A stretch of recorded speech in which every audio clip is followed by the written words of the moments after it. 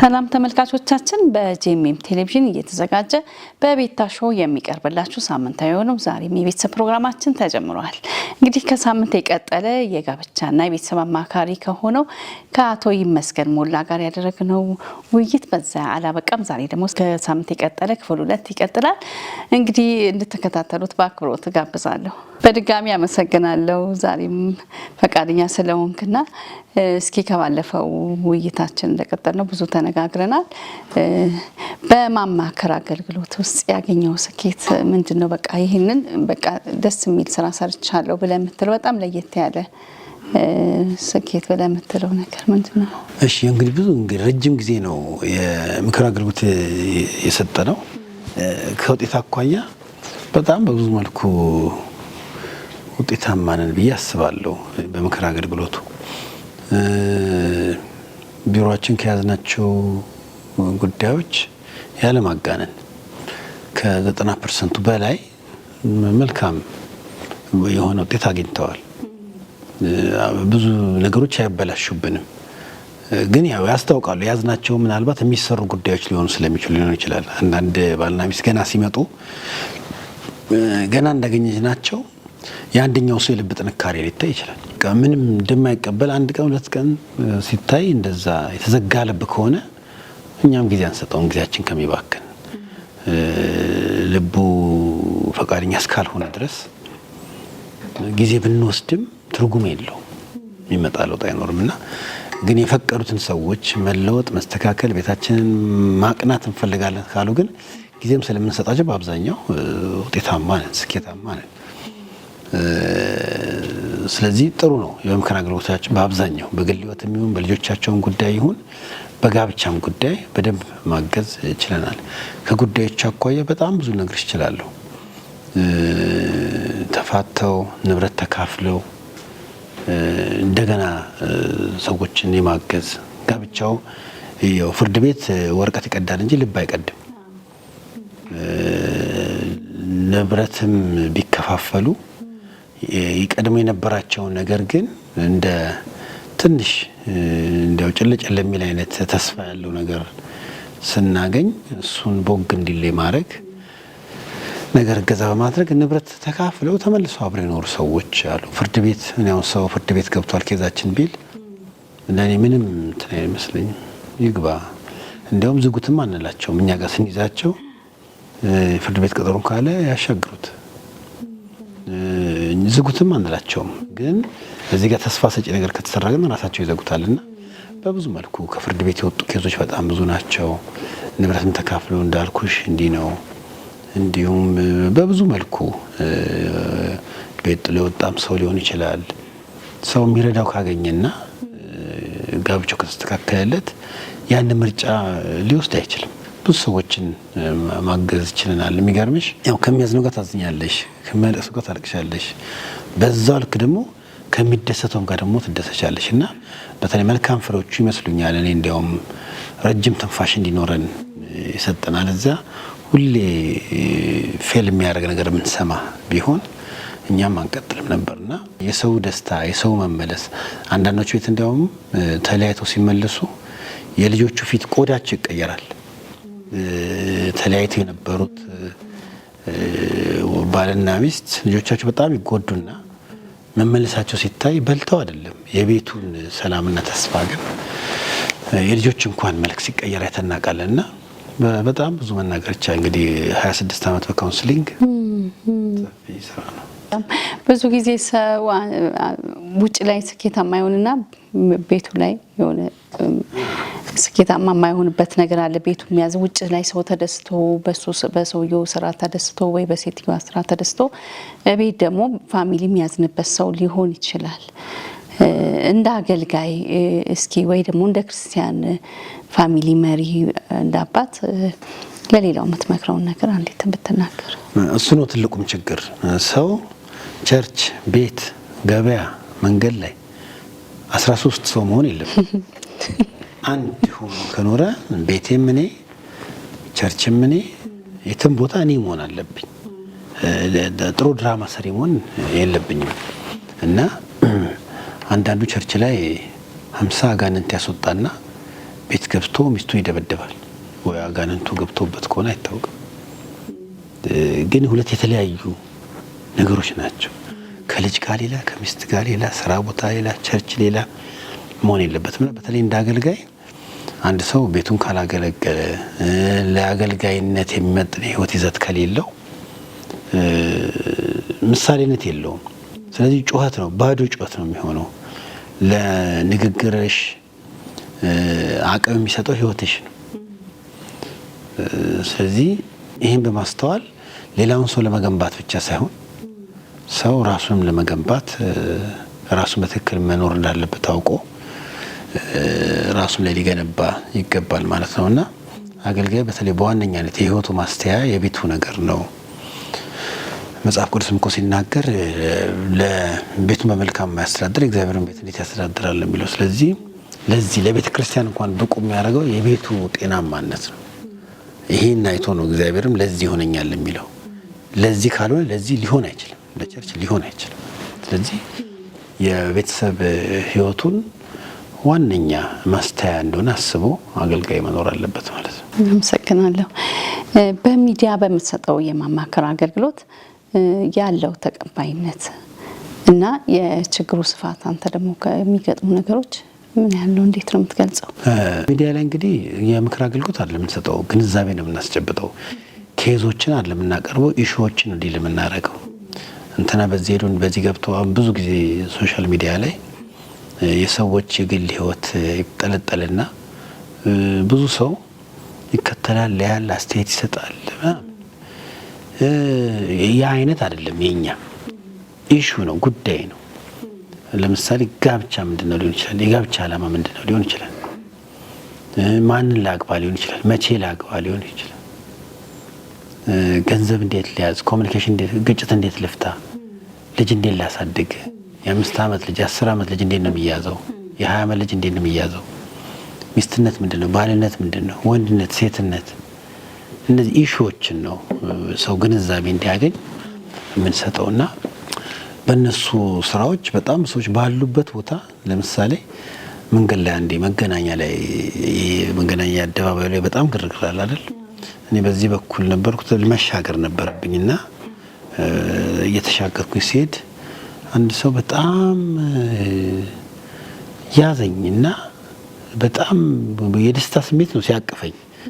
ከዛን ያላቀውም ክፍለ ሀገር ያለ ሰው ነው እና ስሜን ጠርቶ በጣም ስላየው ደስ ብሎኝ ነው ብሎ ሳላገባ ጀምሬ ሰማ ነበር ሬዲዮ። ራሴን አዘጋጅቼ በትክክለኛ መርጬ አግብቼ አሁን ደግሞ ወልጄ ስለ ልጅ አስተዳደግም እስካሁን ሰማለሁ። እንግዲህ እኔ ማላቀው ያላገኘሁት ያላየሁት ሰው የህይወት አቅጣጫን ለመስጠት ሚዲያው አግዞታል ማለት ነው። ያም እሱ እዛ ጋር ስላገኘኝ ነውና የግንዛቤን መስጠቱ አንድ ነገር ትክክለኛ ትርጉም ትክክለኛ መንገድ እንዲያውቁ ማድረጉ ሰው ባለበት ቦታ ራሱ እንዲቃኝ ያደርገዋልና ከዚህ አንጻር እንግዲህ ጥሩ ግንዛቤን መስጠት ይችላል ብዬ አስባለሁ። ጮኛ ማችነት ጊዜያቸው እንዴት ያሳልፉ ብለህ ትላለህ? መቼስ እንደ ክርስቲያን መጽሐፍ ቅዱስ እንደሚለው እንደ አሕዛብ ሳይሆን መጽሐፍ ቅዱስ እንደሚለው እንዴት ያሳልፉ በአሁኑ ጊዜ? ሁለተኛ ደግሞ ከመጋባታቸውም በፊት የጮኝነት ጊዜያቸውን አልፈው ለጋብቻ ራሳቸው እንዴት ያዘጋጁ ብለህ ትላለህ? ሁለቱም ተመሳሳይ ሀሳብ ነው ያላቸው። ነገር ግን የጮኝነት ጊዜ አንድ ወንድና ሴት ጮኛ ከሆኑ መታጨት ማለት በጋብቻ የሚደመደም ነው ማለት ነው። ስለዚህ ጮኝነት ማለት በራሱ በጋብቻ የሚደመደም ጊዜያዊ ግንኙነት ነው። መጽሐፍ ቅዱስም ሚስትን ታጫለህ ነው የሚለው። ስለዚህ ያጫትን ያገባል ማለት ነው። ዛሬ ጮኛው ነገ ሚስቱ ነች ማለት ነው። ሚስትን ታጫለህ ካለ እጮኝነት የሚባለው አስተሳሰብ አሁን ቸርች ውስጥም መጠናኛ ምናምን ነገር ተብሎ የሌለ ትርጉም ተሰጥቷልና በጣም ሰዎች ሲጎዱበት ይታያል። በስውር ተይዘው 2 ዓመት ቆይተው በቃ አንቺ አትሆኝም ብሎ የሰውን ሕይወት ሲጎዳ ይታያል። እና እጮኝነትን በተመለከተ ትክክለኛ ትርጉም ይዘው ወጣቶች የእጮኝነትን ሕይወት መያዝ አለባቸው ማለት ነው። በጋብቻ የሚደመደም ጊዜያዊ ግንኙነት ከሆነ አስቀድመው አስበውበት ነው ያጩት ማለት ነው። ከታጩ ደግሞ በኋላ የእጮኝነት የጋብቻ መሰረት ነው። ሰዎች ተጋብተው የሚኖሩትን አኗኗር የሚቀርጹት በእጮኝነት ጊዜያቸው ነው። የት ይኖሩ፣ ገቢያቸው ምን ይሁን፣ መቼ ይውለዱ፣ ቤተሰብ ጋር ግንኙነታቸው እንዴት ይሁን፣ ስራቸው እንዴት ይሁን፣ ልጅ ሲወለድ እንዴት ያርጉ፣ የገንዘብ ጉዳይ፣ የኃላፊነት ጉዳይ፣ በጣም ብዙ ጉዳዮች አሉ። አብዛኛው ሰው በእጮኝነት ጊዜ ማኬቶ እየጠጣ ወደ ወዲያ ማለት ብቻ ይመስላቸዋል። ግን ጋብቻ ኃላፊነት ነው፣ መዝናኛ አይደለም። እና በእጮኝነት ጊዜ የሰሩት ስራ ነው።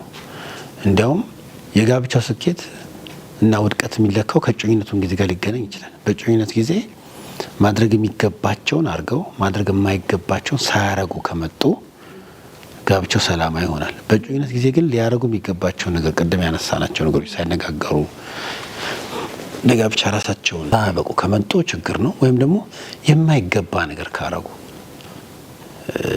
በጋብቻ መካከል ችግር ሆኖ ይመጣባቸዋል ማለት ነው። ስለዚህ ከአካላዊ አንድነት ውጭ በመረዳት በእይታ በገንዘባቸውን ሁሉ አንድ ለመሆን ቢያደርጉ የጋብቻውን ሕይወት ጤናማ ለማድረግ በጣም ይረዳቸዋል ማለት ነው። ዝግጅት ከተባለ እንግዲህ ያገባና ያላገባ ሰው በብዙ መልኩ ይለያል። በምን ይዘጋጁ ከተባለ እንደየ ኃላፊነታቸው የገንዘብ ዝግጅት አለ፣ አእምሮአዊ ዝግጅት አለ። አእምሮአዊ ዝግጅት ማለት ወንድ መሆን አንድ ነው፣ ባል መሆን ሌላ ነው፣ አባት መሆን ሌላ ነው። ስለዚህ አእምሮአዊ ዝግጅት ማለት ባል ስሆን አባት ስሆን የሚል በአእምሮ መዘጋጀት አለበት ማለት ነው። ቅድሚያ ለጋብቻው በሚመጥን መልኩ ራሱ ማስተካከል መቻል አለበት። ገንዘብም በጣም የሚዋደዱ ሰዎች ገንዘቦች ዋናው ፍቅሩ ነው ይላሉ። ግን ቤት ኪራይ በፍቅር አትከፊም፣ በገንዘብ ነው የምትከፊው። እና ሪያሊስቲክ መሆንም ያስፈልጋል። አንዳንዱ የእምነት ሰው ነኝ ብሎ እንደዛ አይደለም። አይምሮሽን አትጤም፣ በዛ መልኩ ይደረጋል። ዝግጅት ከተባለ ይህ ማህበራዊ ዝግጅት የሚባል ለምሳሌ አንድ ሰው ኖሮ ሳያገባ ፊት የነበረው ነገር ካለ እንደዛው ቢቀጥል ጋብቻው የሚበድልባቸው ነገሮች ካሉ መዘጋጀት አለበት። ለምሳሌ አመጋገቡ፣ በጣም መብላት የሚወድ ሰው ደስ ያለኝን መብላት ነው የምፈልገው እያለ የሚያደርግ ሰው ካገባ በኋላ የምግብ ፍላጎቱ ቤቱን እስኪያፈርስ ድረስ ሊያደርስበት አይገባም። ራሱን መግዛት አለበት። በብዙ መልኩ ልምዶቹ ሲያገባ ይቀየራል።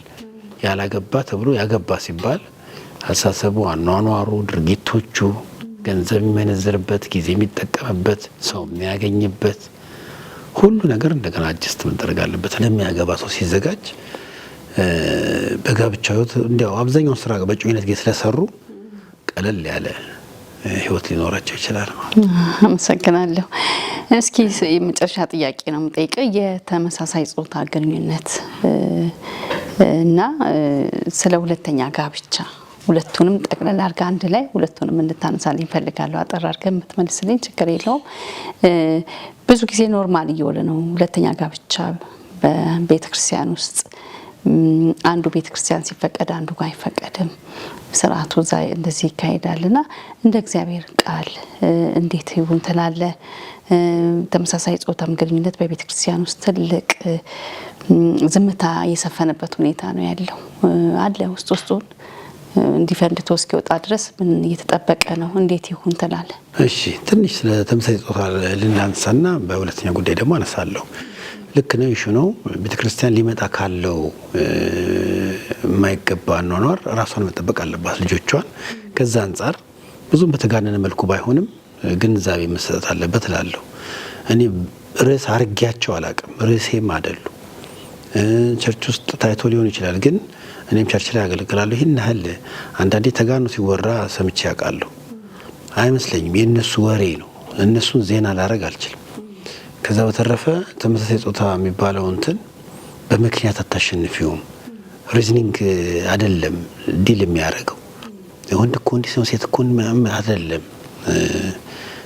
ምትው ራሱ ከምክንያት ያለፈ አጋንንታዊ ሀሳብ ነው። ዴሞኒክ ነው፣ ተጽዕኖ ነው እንጂ በምክንያት በአእምሮ እንዲህ በንግግር ልክ ገንዘብ እንዴት እናስተዳደር በሚለው ተነጋግሮ መግባባት እንደሚቻል እንደዚህ አይነት ሰዎችን በንግግር አይደለም ታስገባባቸው። ራሱ የቻለ አጋንንታዊ ተጽዕኖ ስላለው ምክንያታዊ ሳይሆን መንፈሳዊ ተጽዕኖ ነው። ስለዚህ አጀንዳም አለው። ብዙ ነገሮች አሉ። ከጀርባ ተከትሏቸው የመጣው ነገሮች አሉ። አንዳንድ ዝርዝር ነገሮች በእናነሳ ራሱ የሞኝ ሀሳብ ይሆናል። እንደ በምክንያት ስታስብ እንደ ሞኝነት፣ ግን አጋንንት የተጽዕኖ ግን መሆኑን የምታውቀው ከምክንያት በላይ ሰዎች አምነውበት ሲኖሩበት የምታየው ነገር ነውና እንደዛ።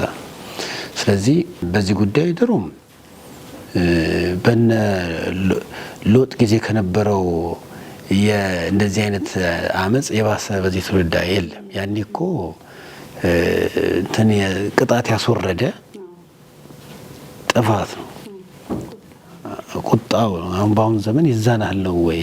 አይመስለኝም።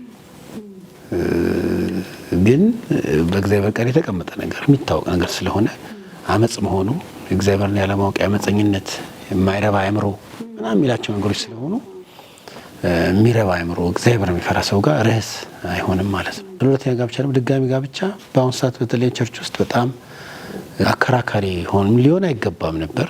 አከራካሪ ሆኗል። ለምን? ሰው በጣም ራስ ወዳድ ስለሆነ እንደ እግዚአብሔር ሀሳብ ሳይሆን እንደ ራሱ ሀሳብ ለመኖር ስለሚፈልግ ማለት ነው። ድጋሚ ጋብቻ የሚኖረው አንደኛ ሰው ሲፋታ ነው ወይስ ሰው ሲሞት ነው? የትዳር አጋር ሲሞት ነው። ሲሞት መጽሐፍ ቅዱስ ይፈጥራል፣ ምንም ችግር የለውም። ሮሜ 7ም ላይ ያንን ነው የሚለው። ከሞተ ከዛ ሕግ ነፃ ነው፣ ማግባት ይችላል ነው። በህይወት እያለ ግን አያገባም። ፍቺ መጽሐፍ ቅዱሳዊም አይደለም፣ ራሱን ቻለ ሰፊ ሀሳብ ነው። መጽሐፍ ቅዱስ ፍቺን የሚያበረታታ ምንም ነገር የለም። ፍቺ ይጠላለሁ ይላል። በዝሙት ካልሆነ በቀር እንኳን የሚለው ዝሙት ካለ ተፋቱም አይደለም። እዛ ጋር የተሰጠበት ትርጉም አለ። ሁለት ትምህርት ቤቶች የተለያየ ሀሳብ ይሰጡ የነበሩ ለየትኛው ትምህርት ቤት ታደላለህ የሚል አይነት ጥያቄ ነው የተሰጠው። ኢየሱስ የሚመልሰው ያ ነው። ከዝሙት ካልሆነ በቀር ደግሞ የሚለው ዝሙት በብሉይ ኪዳንም በአዲስ ኪዳንም ከጋብቻ ጋር አይገናኝም። ዝሙት ካለ ተወግሮ ይሙት ነው የሚለው እንጂ ይፍታት አይልም። ተወግሮ ከመገደል ካፋቱትም ያው ገለው ነው የሚያፋቱት ማለት ነው። ስለዚህ ደግሞ ማያገባም ማለት ነው። በዛው ነው የሚሄደው። ድጋሚ ጋብቻ ግን ሲመጣ ቸርች ውስጥ ሰው በዝሙት ከሆነ ይፋታ የሚል የሚሰጡ አሉ። በዝሙትም በምን ደግሞ አይፋታም የሚሉ አሉ። በዝሙት ከፈታ ደግሞ ማግባት ይችላል የሚሉም ደግሞ አሉ። ዝሙት ይፋታ የሚባል ሕግ መጽሐፍ ቅዱስ ላይ የለም። ከዛ ደግሞ ያግባም የሚል የለም። ድጋሚ ጋብቻ በብዙ መልኩ በትንታኔ ብታየው ቀውስ አለው። ከእግዚአብሔርም ቃል አኳያ ፍቺ ከሌለ ድጋሚ ጋብቻ የለም። እንዲያውም ከቆሮንቶስ 7 ላይ ስትጂ ባል ሚስቱን አይተዋት ነው የሚለው። በዝሙት ካልሆነ በቀር የሚለውን ትተሽው ባል ሚስቱን አይተዋት ነው የሚለው። ሚስቱን ባሏን አትተው ነው የሚለው።